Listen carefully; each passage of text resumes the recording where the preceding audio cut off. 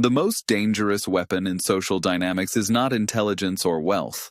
It is the deliberate refusal to flinch, and history proves that the best psychological assassins were trained in Moscow. We have been lied to about confrontation. We are taught that strength is found in articulated argument, in witty comebacks, or in carefully constructed boundaries. Yet every master of coercion understood that the moment you resort to words, you have already ceded the field.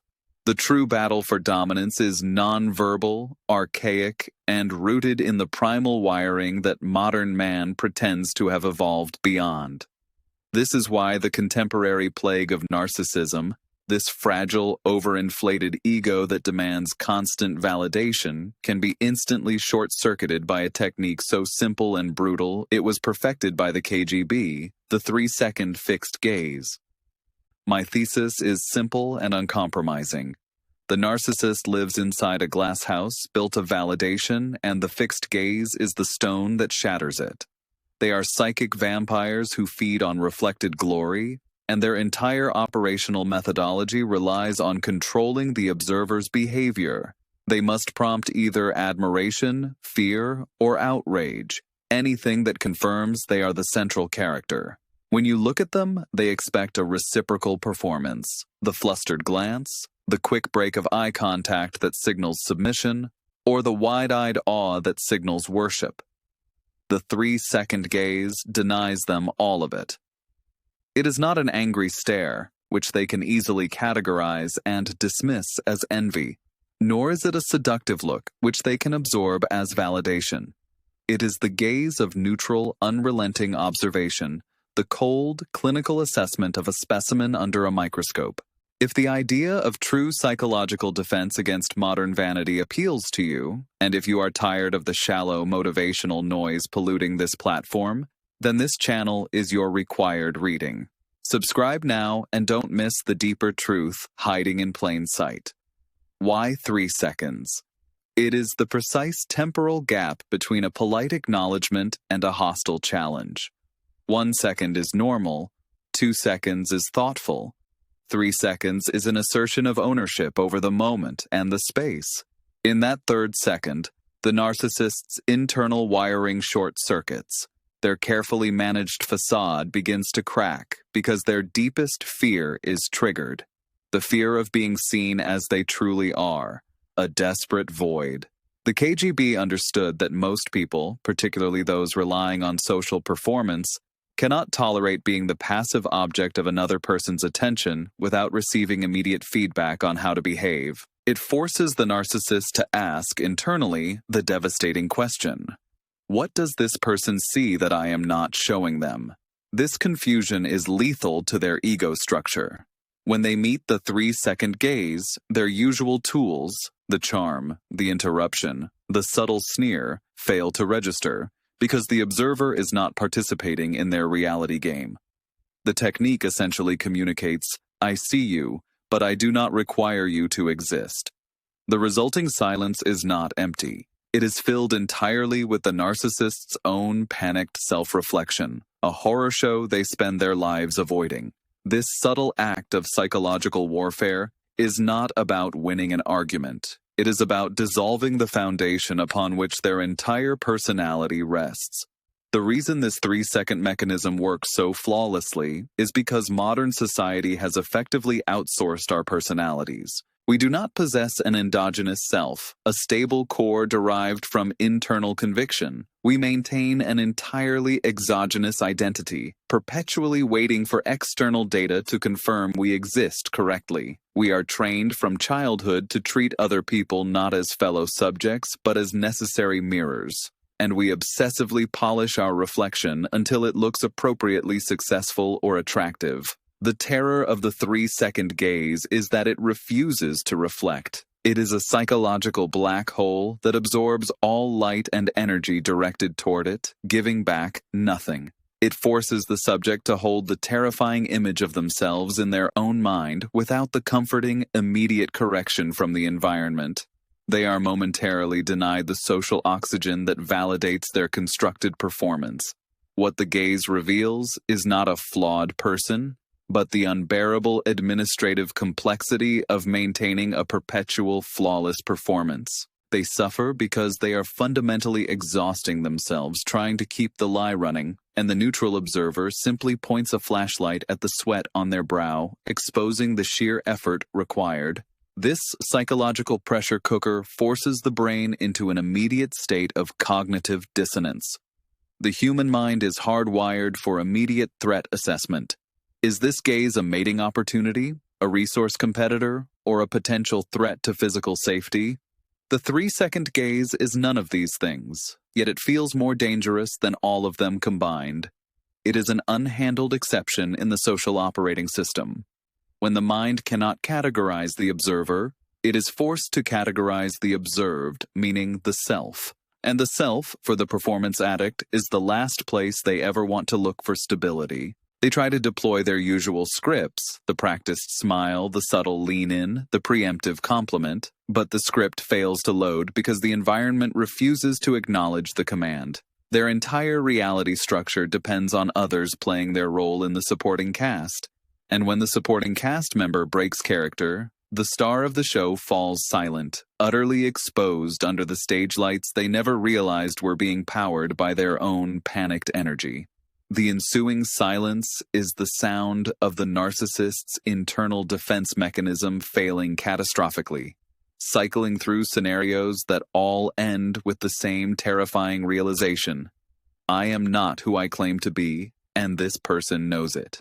If you find this forensic deconstruction of the social contract valuable, and if you believe that genuine depth requires pushing past the easy answers and motivational fluff that clutters the internet, then help support this kind of difficult, uncompromised analysis. Hit the subscribe button and keep us focused purely on the truth. The deep psychological horror of this confrontation stems from the denial of validation. Yes, but also from the stripping away of the only metric they have ever trusted, the metric of effect. The performance addict only feels real when they are producing a measurable effect on their environment, a laugh, an argument, a desire, or an outrage. The 3-second gaze is entirely non-reactive. It is pure cause without observable effect, a phenomenon that violates the fundamental rules of their perceived universe. This makes the observer the ultimate psychological counter-entity, a living void that refuses to confirm the subject's existence. The narcissist suddenly faces the ultimate existential dilemma. If I exert energy and produce no visible effect, did I exist at all?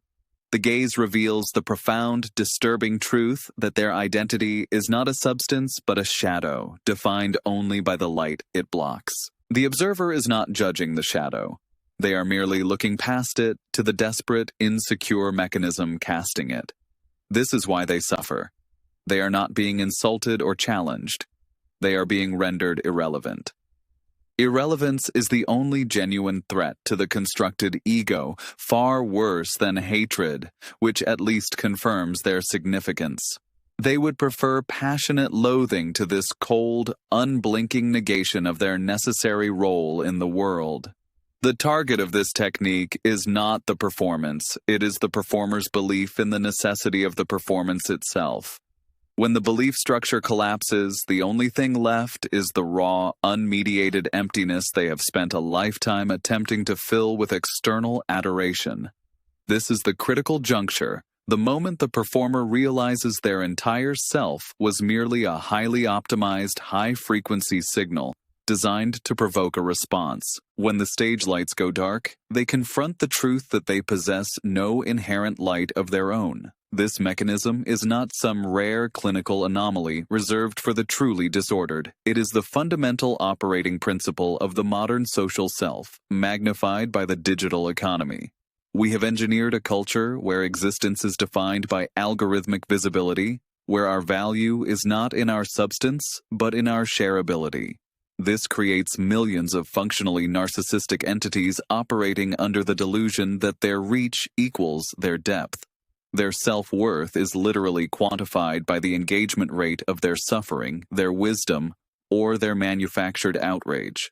To be irrelevant today is to be metaphysically starved. cut off from the nutrient line of attention that confirms your provisional reality. Consider the high-profile content creator, the motivational guru, the political firebrand, the beauty icon, who builds a multi-million-dollar empire on the foundational promise of their unique genius, their authenticity, or their revolutionary vision. This figure represents the perfect apex of performance addiction. They aren't just seeking validation, they are generating a quantifiable, monetizable effect on millions of people every single day. Their identity is not stored internally. It is outsourced to the server farms running their metrics. But what happens when the platform decides they violate the terms of service? What happens when they are not merely criticized or hated, but outright deplatformed, banned from the very ecosystem that gave their shadow its substance? The psychological trauma is catastrophic and total.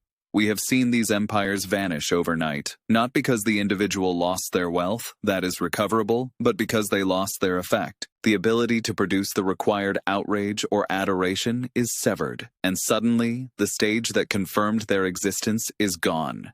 The screaming, desperate videos they produce from smaller, dimmer platforms are not efforts to regain power. They are the involuntary spasms of an entity starved of its necessary external oxygen. They are the living proof that the moment their performance is negated by a total lack of response, their personality ceases to be cohesive. This kind of forensic deconstruction requires a willingness to ignore the dazzling spectacle and focus on the wiring underneath, to acknowledge that the easy narrative of haters and enemies is precisely what the performance addict needs you to buy into. If you want this channel to continue to dissect the deep, complex machinery of the ego without succumbing to the pressure of motivational fluff or easy psychological comfort, if you value depth over engagement, then make sure you are subscribed. It is the only way to guarantee this analysis remains uncompromised and focused purely on the subterranean mechanics of modern consciousness. The terrifying realization that accompanies this collapse is the understanding that their replacement is already being tested in beta, that the algorithmic self is utterly interchangeable. The crowd doesn't miss them. The crowd misses the signal, and any well-tuned emitter can produce that signal just as effectively. This recognition of interchangeability, the ultimate proof of irrelevance, is the psychic death that eclipses all fear of physical harm. The gaze that strips away the performance is merely revealing the horrific truth. The performance was never about them. It was about the audience's hunger, and the performer was just the meal ticket. They were merely a highly effective tool, and the tool suffers existential agony when it realizes the machine doesn't care which wrench is turning the bolt. This leads us directly to the great modern deception, the cult of authenticity. We are told that the antidote to the superficial performance is to simply be yourself, to find your true voice, to operate from a space of deep internal honesty. This is not an antidote. It is merely the next, more insidious stage of the performance, optimized for intimacy and engineered for higher trust conversion. The successful, authentic creator is not the one who magically manages to reveal their true, chaotic, deeply boring, and fundamentally unmarketable self. No, the successful, authentic creator is the one who has simply mastered the vulnerability aesthetic. They reveal precisely the right flaw, the calculated setback, the perfectly framed moment of relatable, yet non-threatening struggle. It is the highest and most profound form of self-manipulation dressed up as self-discovery, creating a brand based on the deliberate monetization of internal misery. We have mistaken the calculated display of weakness for actual human depth. The true cost of this digital existence is that the self ceases to be a subjective, lived experience and becomes instead an intellectual property portfolio. Every memory, every private moment, every flicker of doubt is immediately assessed by the internal editor for its engagement potential, for its marketability as a content asset. The internal critic, which once mediated against external judgment, is replaced by the monetization manager, perpetually optimizing the narrative arc of our own existence. We are taught to brand ourselves, which means to deliberately reduce the infinite, messy, contradictory complexity of human being into a few easily consumable bullet points, a legible mission statement designed to attract a specific target demographic. This act of self-reduction, though voluntary, is ultimately psychologically suicidal, because the moment you define yourself solely by what you produce for others, you have surrendered the right to exist outside the spotlight. You have made your consciousness entirely contingent upon the response metrics of a machine. This is difficult material. Most media avoids this depth because discomfort, confusion, and complexity don't generate reliable ad revenue or easy click-throughs. If you find value in essays that strip away the comfort and dive into the core mechanics of why we are suffering under this new paradigm, please consider subscribing. It is the financial mechanism that ensures this level of uncompromising philosophical analysis can continue to exist on a platform designed solely for mass distraction. The final terror is not that the performer collapses, but that the system doesn't even notice the individual absence. The machine does not seek authentic individuals. It seeks efficient signal processors. It has no loyalty whatsoever to the specific person who transmits the message, only to the smooth, profitable continuity of the transmission itself. What replaces the fallen avatar is not a better person, but merely a more efficient protocol. An entity less burdened by the clumsy, contradictory weight of organic human emotion, an entity that can run the script without the agonizing existential friction of self-doubt. And this is the final, definitive verdict we must accept about modern, algorithmically governed existence. We are currently living through the era of the human placeholder. We are temporarily occupying roles that will soon be automated, streamlined, or replaced by entities specifically engineered for maximal retention, lacking the cumbersome, unnecessary baggage of a soul. The collapse of the digital personality is not a tragedy unique to the celebrity. It is a preview of the inevitable obsolescence of the human element entirely. The performer's agony is merely the initial symptom of a wider, systemic purge. If this brutal clarity resonates, and if you are tired of the comforting lies that keep us placated while our subjective existence is dissolved into data points, then subscribe now. Join the growing community that prefers the harsh, undeniable geometry of the truth over the soft, comforting curves of delusion. The suffering that grips the human placeholder is born from a fundamental, agonizing contradiction.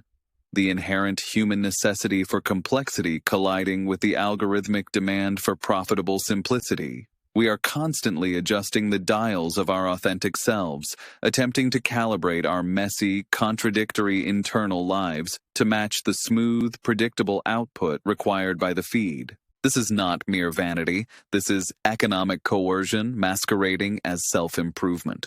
The anguish comes when we realize, usually subconsciously, that the metrics we are chasing, engagement, visibility, optimization, have absolutely nothing to do with genuine human flourishing or ethical life, yet our survival, social, financial, sometimes psychological, depends entirely on maximizing them. We are forced to mistake algorithmic efficiency for moral or spiritual worth, and we execute this terrible calculus upon ourselves daily. We are terrified of stopping the optimization cycle because in a hyper-optimized world, the unoptimized self is perceived as a failure, a burden, or worse, noise. The punishment for being genuinely three-dimensional, for possessing views that cannot be neatly summarized in a 280-character post, is immediate obscurity.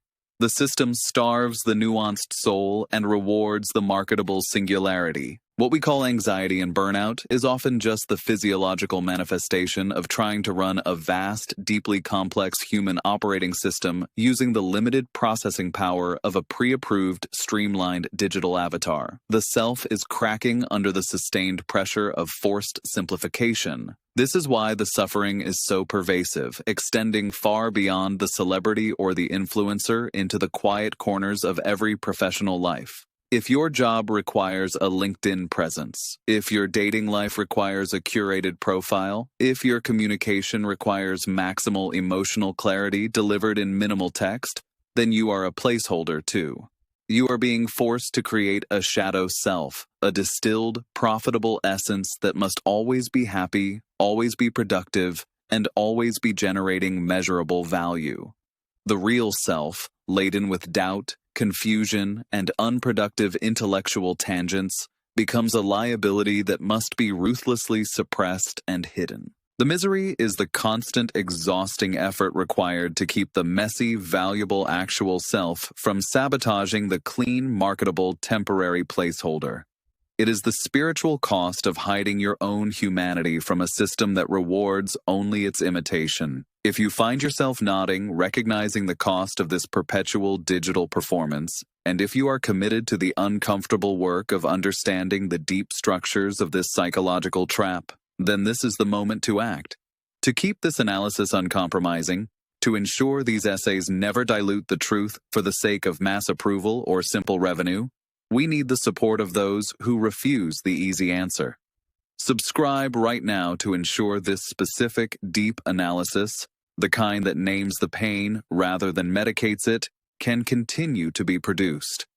This commitment allows us to keep analyzing the machinery of our collective obsolescence without compromise. The tragedy of the placeholder is that even when they succeed spectacularly, when they achieve maximal reach, peak optimization, and dominate the digital landscape, they often feel the hollow sting of failure most acutely. Why? Because the success belongs not to the person, but to the protocol. The human placeholder, standing atop the mountain of viral success, looks down and realizes they are merely the most efficient current conductor for a signal that would happily flow through anyone else tomorrow. They have successfully optimized the placeholder and starved the person. This internal starvation manifests as an endless, desperate pursuit of more validation, not because they are inherently greedy, but because the success they achieved felt fundamentally fraudulent, a reward for performance, not existence. This is the key insight. The algorithm doesn't just demand a performance, it demands the internalization of the performance until the two become indistinguishable, punishing the individual with the existential nausea of realizing their highest achievements were fundamentally impersonal. The placeholder's gold-plated prison is built piece by piece by the very audience it was designed to attract. When the protocol successfully optimizes the performance, the audience begins to treat the persona not as a representation, but as a utility, a tool for emotional regulation or information delivery. They subscribe not to the depth of the individual, but to the reliability of the function. Consider the specific tragedy of the high-retention content creator who built an empire on relentless, optimized positivity. The relentless optimist placeholder. They achieve millions of subscribers by perfectly calibrating a daily dose of motivational energy, always smiling, always thriving, always demonstrating the perfect, attainable lifestyle. They become the perfect conductor for the signal of manufactured happiness. But the success itself creates an inescapable feedback loop. Every time the creator feels genuine fatigue, frustration, or complex human sadness, they recognize that expressing it would violate the primary contract of their placeholder. To show authentic darkness is to risk collapsing the entire economic and social structure built around the manufactured light. They are trapped by their own perfect optimization. This is the brutal irony. The more successful the placeholder becomes, the greater the existential liability of the actual person. When the mask finally slips, as it inevitably must, in a tearful confessional video admitting to years of crippling anxiety, depression, or profound isolation, the response from the protocol-addicted audience is often not sympathy but hostility. The comments sections fill with accusations of betrayal. You lied to us. You sold us a dream that wasn't real. The audience feels cheated because they weren't invested in the messy human. They were invested in the flawless, dependable utility, and that utility has now malfunctioned. They were paying for the performance, and when the actor admitted the script was false, the audience felt personally defrauded. The creator realizes in that agonizing moment that they were never loved for who they were, only for the flawless mechanism they pretended to be. This is the moment when the internalization of the performance becomes physically toxic. When the spiritual cost of hiding the self finally demands payment in the currency of public, painful collapse. The machine demands perfect functionality. Humanity demands periodic breakdown. You cannot serve both, and the system ensures the machine always wins the short-term battle. This is the kind of systemic, psychological analysis that often gets drowned out by the noise of surface-level commentary, by the channels devoted to quick fixes and simple affirmations. We dive into the machinery of why we break, rather than just offering temporary glue, and that commitment to unflinching depth requires resources beyond algorithmic favoritism. If you recognize this profound divergence, if you demand content that dissects the mechanism of modern anxiety rather than simply treating the symptom, then demonstrate that commitment now. Subscribe to this channel, support this work, and help us ensure that this specific form of difficult, necessary truth-telling can continue to thrive outside the parameters of easy, consumable content.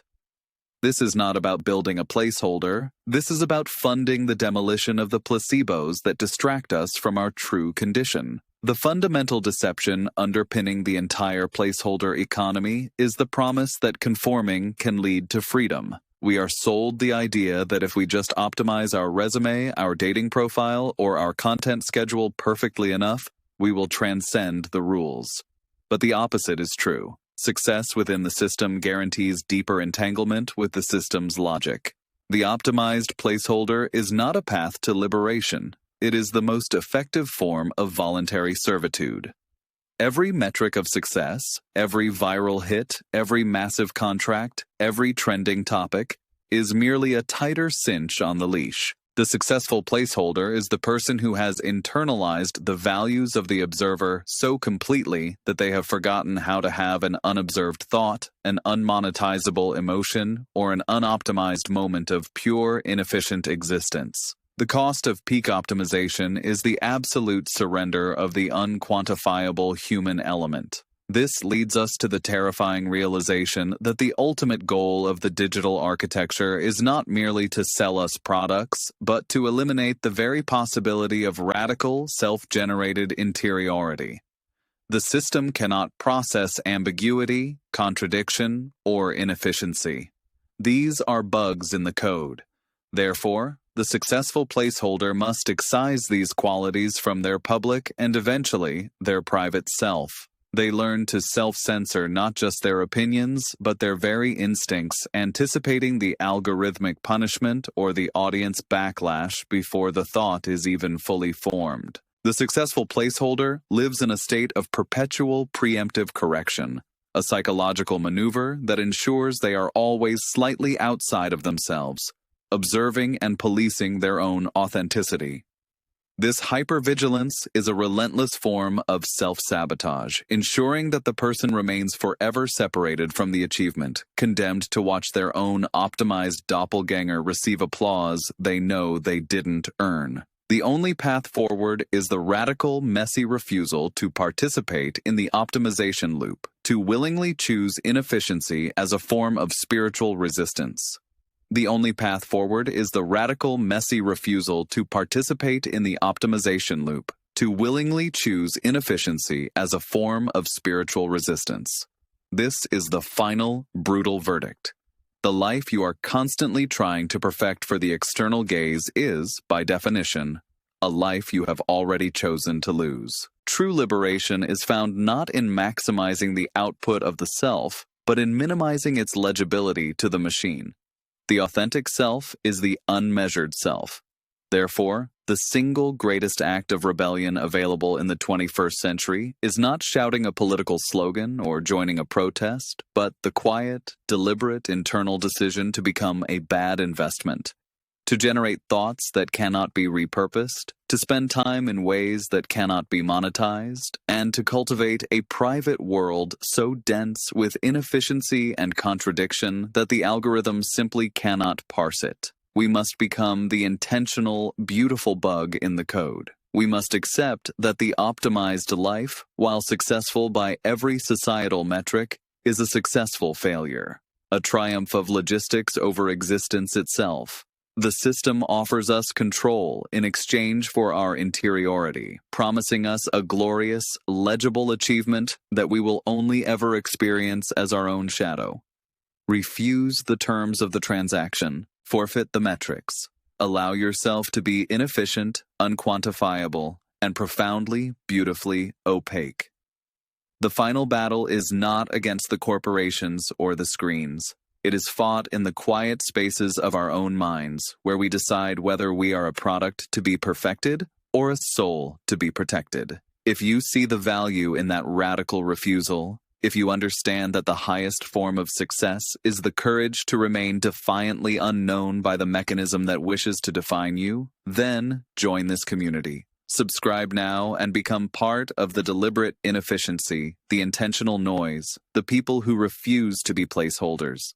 We must become the intentional, beautiful bug in the code.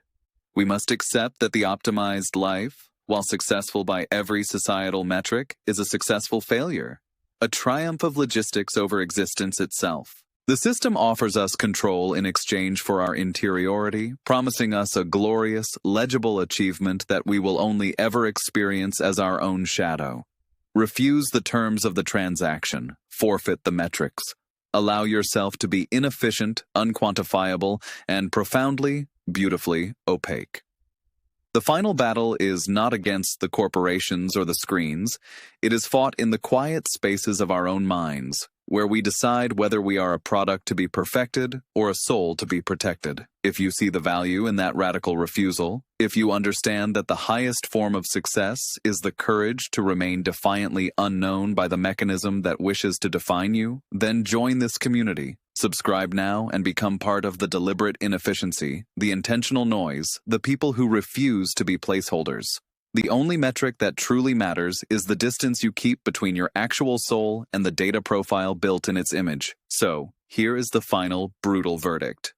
Your greatest creation will not be your optimized career or your perfect schedule, but the vast, unsearchable interior landscape you defend against the siege of maximum utility. Do not fear being forgotten by the machine. Fear being perfectly remembered by it.